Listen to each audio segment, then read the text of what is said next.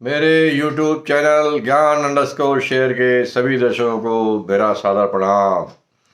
ओम वसुदेव सुतं देवं कंसचाणूरमर्दनं देवकी परमानंदं कृष्णं वंदे जगद्गुरुम्। ओम यं ब्रह्मा वरुणेन्द्र रुद्रमरुतः स्तुवन्ति दिव्यैः स्तवैः वेदैः साङ्गपदक्रमोपनिषदैः गायन्ति यं सामगाः ध्यानावस्थितद्गतिर्मनसा पश्यन्ति यं योगिनो यशान्तं न विदुः सुरगणाः देवाय तस्मै नमः। ओम श्री परमात्मने नमः। मित्रों, आज हम श्रीमद् भगवद गीता के 5वें अध्याय के 20वें श्लोक से प्रारंभ करेंगे और इस श्लोक में निर्गुण निराकार सच्चिदानंद घन ब्रह्म को प्राप्त जो समदर्शी सिद्ध पुरुष है उसके लक्षण बताए गए हैं कि वो कैसा होता है। तो ये श्लोक इस प्रकार से है। न प्रहस्येत प्रियम प्राप्य नो द्विजेत प्राप्य चा प्रियम। न प्रहस्येत प्रियम प्राप्य नो द्विजेत प्राप्य चा प्रियम। स्थिर बुद्धि सम्मूढ़ो ब्रह्मविद ब्रह्मणि स्थितः। अब इसका अर्थ है कि जो उसको कोई चीज, कोई वस्तु या कोई परिस्थिति जो प्रिय होती है। अब प्रिय से अर्थ क्या मतलब है? प्रिय का मतलब है जो जिसमें भी इंसान की मन की, बुद्धि की या शरीर की प्रियता होती है, जो उसका अच्छा लगता है उसको प्रिय बोलते हैं। तो यदि उसके मन की चीज उसको, उसकी प्रिय चीज उसको मिल जाए तो वो प्रसन्न नहीं होता, और यदि उसके मन की नहीं मिली तो वो दुखी नहीं होता, उद्विग्न नहीं होता। स्थिर बुद्धि सम्मूढ़ो, उसकी बुद्धि हमेशा स्थिर रहती है। असम्मूढ़ो, असम्मूढ़ो का मतलब उसके अंदर कोई संशय नहीं होता, कोई भी किसी भी प्रकार का कोई डाउट नहीं होता। ब्रह्मविद, ब्रह्मविद का अर्थ है जिसने ब्रह्म को जान लिया है, जिसने ब्रह्म का, परमात्मा का साक्षात जो है अनुभव कर लिया है। ब्रह्मणि स्थिता, जो हमेशा ब्रह्म में ही स्थित है, जो हमेशा आत्मा में ही, जिसकी स्थिति हमेशा सदैव जो है आत्मा में है, अपने स्वरूप में स्थिति है, इस शरीर में जिसकी स्थिति नहीं है। तो अब इसमें इन्होंने जो बताया कि भाई वो जो है प्रिय वस्तु को प्राप्त होने पर हर्षित नहीं होता, और अप्रिय वस्तु की या परिस्थिति के पैदा होने पर वो दुखी नहीं होता। तो ऐसा क्यों होता है? तो ऐसा इसलिए होता है क्योंकि उसके मन में, उसकी इंद्रियों में विषयों के प्रति कोई भी ममता, कोई भी आसक्ति, कोई भी राग सदैव नहीं होता, कभी भी नहीं होता। मतलब इनके प्रति कि सांसारिक विषयों के प्रति जो हमारा राग होता है वो ही प्रॉब्लम है। इसलिए जो हम, जिन्हें हम सुख समझते हैं, तो सुख जो है उस वस्तु में नहीं होता। असल में सुख की जो प्रतीति हमें होती है, वो प्रतीति जो हमारी इंद्रियों में या मन में है, उन वस्तुओं के प्रति या उन परिस्थितियों के प्रति जो हमारा राग है, जो आसक्ति है, उसकी वजह से हमें ऐसा महसूस होता है कि उन वस्तुओं में वो सुख है, पर ऐसा है नहीं। तो इसलिए चूंकि जो सिद्ध पुरुष है उसका वो सर्वथा असंग है सांसारिक चीज़ों से, उसका सांसारिक विषयों में कोई भी उसकी ना आसक्ति है, ना कोई ममता है, ना कोई अहमता है कि ये मेरी है, या ममता का अर्थ है मेरी है, या उसको कोई चीज़ प्रिय लगती है जब वो अपनी मानता ही नहीं किसी चीज़ को, वो तो हमेशा अपनी आत्मा में स्थित रहता है। तो इस शरीर से या मन से या बुद्धि से इनको वो यंत्रवत इनसे अपना काम लेता है, इसके अलावा कुछ नहीं करता। इनको अपनी नहीं समझता, इनसे कोई आसक्ति नहीं रखता, और इसलिए इनको जो प्रिय रखने वाली चीज़ें हैं, मन को या बुद्धि, इंद्रिय को या बुद्धियों को या शरीर को, तो उससे उसका कोई संबंध नहीं होता, डिस्कनेक्टेड रहता वो, और इसलिए वो उसको प्रिय प्राप्त हो जाए तो भी वैसा ही सांसारिक प्रिय और अप्रिय उसके लिए कुछ होते ही नहीं है। वास्तव में प्रिय और प्रिय की जो शब्द का इस्तेमाल किया है, ये सांसारिक दृष्टि से लोगों को समझाने के लिए किया गया है। अदरवाइज उसके लिए तो ना कोई प्रिय है और ना कोई अप्रिय है, वो सब चीज उसके में वो उदासीन रहता है। स्थिर बुद्धि सम्मूढ़ हो, उसकी बुद्धि स्थिर रहती है। क्यों स्थिर रहती है? क्योंकि उसके लिए ब्रह्म के अतिरिक्त, परमात्मा के अतिरिक्त किसी भी वस्तु की कोई सत्ता है ही नहीं। तो हमारा जो माइंड जो ये विचलित होता है, एक जगह से दूसरी जगह भागता है, इसके भागने का कारण यही है कि हम परमात्मा के अतिरिक्त बहुत सी वस्तुओं की, विषयों की सत्ता मानते हैं, और इसलिए कभी हमारा मन एक के पीछे भागता है, कभी दूसरे के पीछे, कभी तीसरे के पीछे। तो इसलिए हमारा मन स्थिर नहीं हो पाता। पर जो परमात्मा में स्थित हो गया, सिद्ध पुरुष है, उसके लिए बाकी इन वस्तुओं की, संसार की कोई वास्तविक सत्ता ही नहीं है। केवल और केवल हर चीज में वो ब्रह्म के ही दर्शन करता है, परमात्मा के ही दर्शन करता है, और इसलिए परमात्मा में ही उसका माइंड जो है बिल्कुल हमेशा फिक्स रहता है। और इसलिए जब कोई दो चीज है ही नहीं उसके लिए, तो फिर दुविधा कैसी, संशय कैसा? जब उसके लिए केवल और केवल ब्रह्म ही है, तो जब भी संशय होता है, डाउट होता है, तो तभी होता है जबकि वो दो चीज हो हमारे लिए कम से कम। और जब उसके लिए कोई दो चीज है ही नहीं, उसके लिए हमेशा एक ही चीज है, परमात्मा ही सब कुछ है, ब्रह्म ही है, हर चीज में वो ब्रह्म को ही देखता है, और वो ब्रह्म में ही स्थित रहता है, उसकी स्थिति शरीर में नहीं है, संसार में नहीं है। तो इसलिए वो असम्मूढ़ हो, वो कोई संशय से रहित है, कोई भी उसके अंदर डाउट नहीं है। He is completely doubtless. ब्रह्मविद, उसने ब्रह्म को जान लिया है, अर्थात ब्रह्म क्या है, आत्मा क्या है, अनात्मा क्या है, परमात्मा क्या है, परमात्मा का आत्मा का संबंध क्या है, इस सब को उसने तत्व से जान लिया है, इसलिए उसको बोले ब्रह्मविद। ब्रह्मणि स्थित, और वो परमात्मा में ही, ब्रह्म में ही हमेशा स्थित रहता है। तो ये इस श्लोक का अर्थ है।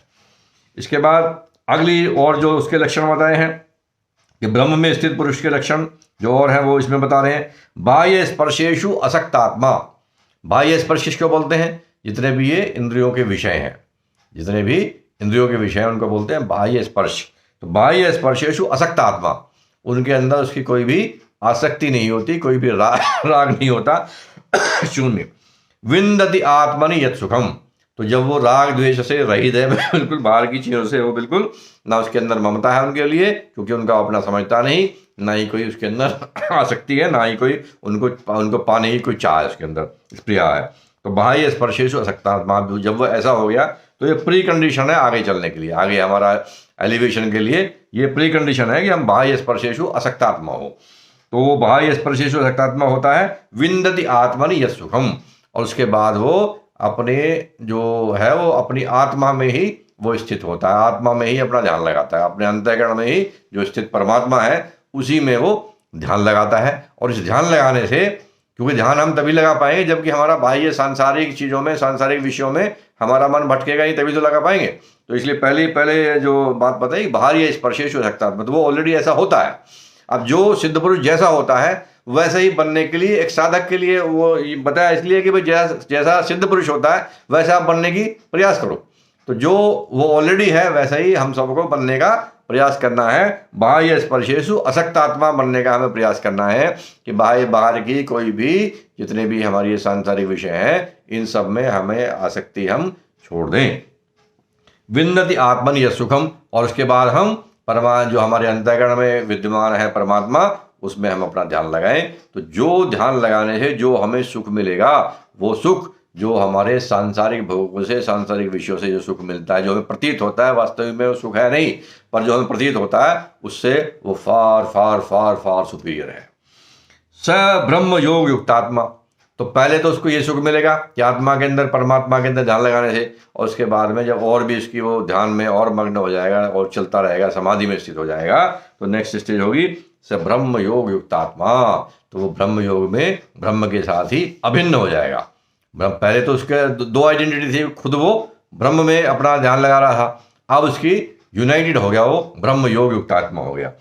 सुखम अक्षयम अश्नुते, अब जो उसको जो सुख मिलता है वो अक्षय सुख मिलता है। अक्षय का अर्थ होता है जिसका कभी क्षय नहीं होता, जो सुख कभी कम नहीं होता, जो हमेशा वैसे का वैसा, जैसे का तैसा बना रहता है। तो ये उसके उन्होंने लक्षण बताए। अब इसके बाद अगला श्लोक है, ये अगला श्लोक बहुत ही महत्वपूर्ण है, और यदि इस श्लोक को लोग समझ लें और अपने जीवन में जब भी वो कभी दुखी हो तो इस श्लोक को रिसाइट करें, गुनगुनाएं, अपनी मेमोरी से बाहर निकाल के लाएं और इस पर जरा चिंतन करें, तो ये श्लोक जो है हमारी सारी समस्याओं का समूल नाश करने में सक्षम है। श्लोक क्या है? ये ही संस्पर्शा भोगा दुख यो नयेवते, ये ही संस्पर्शजा भोगा दुःखयोनयेव ते आद्यन्तवन्त कौन्तेय न तेषु रमते बुधा। क्या कह रहे हैं भगवान कि ये जो संस्पर्शा जो भोग हैं, जो इंद्रिय और विषयों के संयोग से जो सुख की हमें प्रतीति होती है, ये कैसे हैं? दुख योन एवते, ये ही सब जो है दुख को पैदा करने वाले हैं। दुख की खान है यही दुख के कारण है, यही दुख के कारण है। कौन से? जो हमारी इंद्रिय और विषय के संयोग से जो हमें सुख महसूस होता है, वो ही आने वाले दुख का कारण है, दुख का बीज है। इसलिए सावधान हो जाइए। इसलिए जब भी कोई भोग भोग रहे हैं तो सावधान हो जाइए कि आप अगले दुख का, आने वाले दुख का बीज बो रहे हैं, उसकी स्टार्टिंग कर रहे हैं। ये ही संस्पर्शजा भोगा दुख योन एवते, वो दुख के हेतु हैं, दुख के कारण हैं। जितने भी विषय के भोग हैं ये आने वाले दुख के कारण हैं, दुख का बीज है। सावधान हो जाइए, इनको भोगिए मत। आद्यंतवंत कौन्तेय, ये है कौन्तेय, ये आदि और अंत वाले हैं। ये सारे सुख आदि और अंत वाले हैं। न तेषु रमते बुधाः, जो बुद्धिमान मनुष्य है वो इस भोगों में रमते नहीं है। तो अब इन्होंने कहा आद्यंतवंत। आद्यंतवंत कैसे है? और इससे पहले कहा दुख योनय होते। तो ये जो सुख है, जो सांसारिक सुख है, सांसारिक भोग है, ये आने वाले जो हमारा दुख है उसका कारण कैसे बनते हैं, तो इसको समझने की जरूरत है। तो ये कारण हमारे कई प्रकार से बनते हैं। पहला कि जब हम कोई सुख को भोगते हैं तो उसके संस्कार हमारे अंतःकरण में पैदा हो जाते हैं, क्योंकि वो कर्म हो गया और हर कर्म के संस्कार हमारे अंतःकरण में रजिस्टर हो जाते हैं। तो अब जब वो, चूंकि ये जितनी भी हम सांसारिक वस्तुएं हैं या कोई परिस्थिति है, अनुकूल परिस्थिति से हम कहते हैं, उसको, उसमें यदि हम आनंदित हो रहे हैं, रम रहे हैं, उसका रस ले रहे हैं, तो ये हमेशा रहने वाली तो है नहीं। ना तो हमारी जवानी हमेशा रहने वाली है, ना तो हमारी ताकत हमेशा रहने वाली है, ना तो धन दौलत पैसा रहने वाला है, ना तो हमारी आयु ही हमेशा रहने वाली है, और ना ही वो वस्तु रहने वाली है जैसी की तैसी। तो जब वो नहीं रहेगी तो तब हमें जो हमने मज़े किए हैं वो मज़े हमें याद आएंगे, वो भोग हमें याद आएंगे, और उसको याद कर करके हम दुखी होंगे। तो इसलिए आने वाले, भगवान ने इसलिए बोला कि आने वाले दुख के जो अभी हम भोग रहे हैं ये उसके कारण हैं, उसके बीज हैं। एक तो इस प्रकार से हो गया। दूसरा कि जब हम इनको भोगते हैं तो भोगने से इनके प्रति आसक्ति और बढ़ती है, इनके प्रति आसक्ति और बढ़ती है, क्योंकि कामनाएं जो है, कामनाओं को शांत करने से पूर्ण नहीं होती। कामनाएं कामनाओं को का भोग करने से और ज़्यादा बढ़ती हैं। कामनाएं कामनाओं का भोग करने से और ज़्यादा बढ़ती हैं। जैसे कि हम हवन करते हैं, हवन में हम घी डालते हैं, घी की हम हवी डालते हैं, तो उस पर तो अग्नि है वो उससे शांत नहीं होती और ज़्यादा वो बढ़ जाती है। इसी से संबंधित एक श्लोक है, न जातु कामः कामानाम उपभोगो निशांते। न जातु कामः, कामना जो है, न जातु कामः कामानाम उपभोगेन शाम्यते। कामनाएं कामनाओं का उपभोग करने से शांत नहीं होती। हविषा कृष्ण वर्तमेव, हविषा कृष्ण वर्तमेव, जैसे अग्नि में हवि डालते हैं, वर्धमेव वर्तमेव भूय एवाभिवर्धते। तो जैसे अग्नि में हवि हम डालते हैं तो अग्नि शांत नहीं होती, और अग्नि में घी डालने से अग्नि और बढ़ जाती है। इसी प्रकार से कामनाओं का यदि हम भोग करते हैं तो कामनाएं शांत नहीं होती। कामनाओं की तृप्ति करने की कोशिश करने से कामना कभी शांत नहीं होती, और बढ़ जाती है। आज हमारे पास जितना धन है हम उसकी और आगे कमाने की कोशिश करते हैं तो हमारी उसकी लालसा बढ़ती चली जाती है, और जब बढ़ती चली जाती है तो वो हमारी सुख शांति को, अंदर की जो आत्मिक सुख है, हमारे मन को भटकाती रहती है। तो ये इसका अर्थ है। और दूसरा है, इसका एक और कारण है, एक तो शांत नहीं होगी, तो जब शांत नहीं होगी तो जब ये बढ़ती चली जाएगी, और एक तरह से जब वो अनरेस्ट्रेंड हो जाएगी, तो अनरेस्ट्रेंड जब हो जाती है तो यही सारे पापों का कारण बनती है। सारे जितने पाप कर्म होते हैं, जितने भ्रष्टाचार होते हैं, वो सब कामनाओं के बढ़ने से होते हैं, वो सब सांसारिक भोगों के, विषयों के भोग करने से होते हैं। इसलिए हमें इनको रेस्ट्रेन करना चाहिए। ये भगवान बता रहे हैं। तीसरा क्या होता है कि यदि मेरे पास पैसा है और दूसरे के पास से मेरे पास कम पैसा है तो मुझे उससे ईर्ष्या होने लगती है। तो ये हर तरह से जितनी भी कामनाएं हैं, जितने भी ये बाह्य जो बाह्य स्पर्श हैं, इनके साथ जो हमारा संयोग है, जो विषयों के साथ जो भी संयोग है, इनसे मिलने वाले जो भी सुख की जो हमें प्रतीत होती है, वो सुख की प्रतीति नहीं है। वो समझिए कि बाहर से वो शुगर कोट करके हमें जहर दिया जा रहा है। बाहर से हमें शुगर कोटिंग करके, बाहर से तो हमें लग रहा है मिठाई मिठाई, लेकिन अंदर से वो आने वाले दुख का वो बीज है। इसलिए जब भी मित्रों कभी आपको सांसारिक भोगों में लिप्त होने का मन करे तो जरा इस श्लोक को जरूर याद कर लेना कि ये आगे आने वाले समय में आपके लिए कष्ट का कारण बन सकता है। इसलिए अपने आप को रेस्ट्रेन कीजिए, लिमिट में रखिए। आद्यंतवंत कौन्तेय न तेषु रमते बुधा, क्योंकि ये आद्यंतवंत है, आदि और अंत वाले हैं, ये हमेशा रहने वाले नहीं हैं। तो आज के लिए मित्रों इतना ही। भज गोविंदम, जय श्री राम। आपसे पुनः मेरा निवेदन है कि मेरे चैनल को आप सब्सक्राइब कीजिए, ताकि और इस प्रकार से मैं पढ़ कर आप लोगों तक जो भी मेरी बुद्धि के हिसाब से मैं इसको शेयर कर सकूं, और मुझे उससे प्रेरणा मिलती है, एक उत्साह बढ़ता है। धन्यवाद। जय श्री राम। भज गोविंदम।